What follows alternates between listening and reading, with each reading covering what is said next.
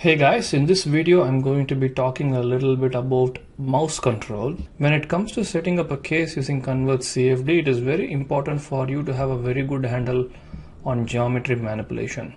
So, ability to rotate the geometry, zoom and pan is crucial when you're actually working with finer details of the model. What you need to do first is make sure that you are seeing the geometry dock, and in the geometry dock, go to the mouse section and you will be able to see the mouse configuration option. If you're unable to see the geometry dock, just go to view and then make sure that geometry dock is selected. All right.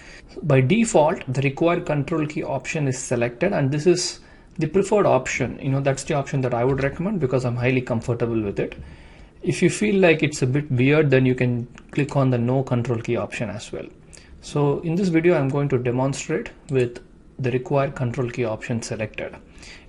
To rotate the geometry, you need to use the left mouse button, but make sure that the control key is first pressed and then use the left mouse button and the geometry is going to rotate.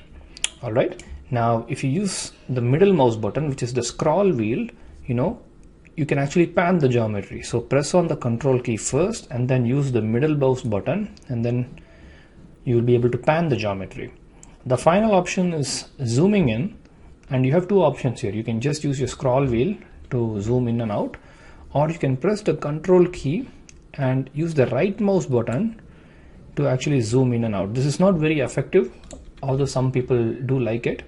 I personally prefer using the scroll wheel to zoom in and out of the model. Okay, all right, I hope that helps. And if you have any questions regarding geometry manipulation or setting up your mouse, do let us know. All right, I'll see you guys in the next video. Bye.